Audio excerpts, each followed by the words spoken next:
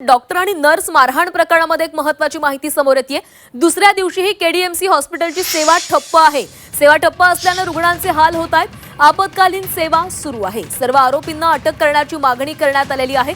सलग दुसऱ्या दिवशी केडीएमसीची ही हॉस्पिटलची सेवा ठप्प आहे। सेवा ठप्प असल्याने रुग्णांचे मोठे हाल होत आहेत।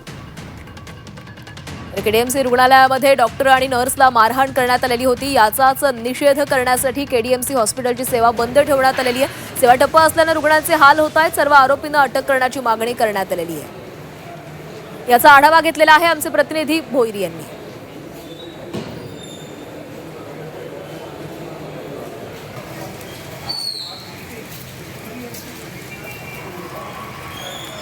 मी परवा दिवसापासून म्हणजे परवा दिवशी मी आली होती, त्या 4 वाजेपर्यंत मी इथेच होती। माझ्या बाळाचं ट्रीटमेंट चालू होती, तर मला त्यांनी सांगितलं फ्रॅक्चर आहे हाताला।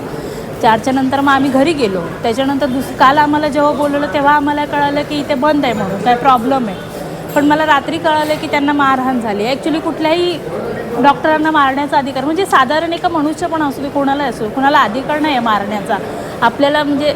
आणि खरं तर आम्ही सगळ्यांनी सपोर्ट केला पाहिजे त्यांना। असं आज त्यांच्यावर घडले, उद्या आमच्याही घडू शकतं।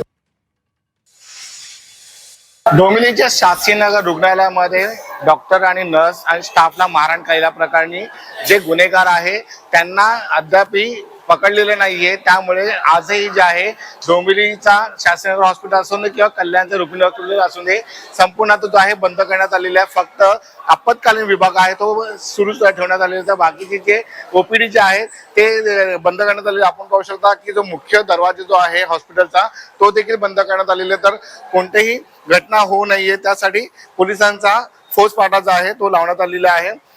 जे डॉक्टर आहेत त्याचप्रमाणे नर्स आहे आणि कर्मचारी आहेत त्यांना मारहाण झाली होती। त्यामुळे आजचा दुसरा दिवस आहे।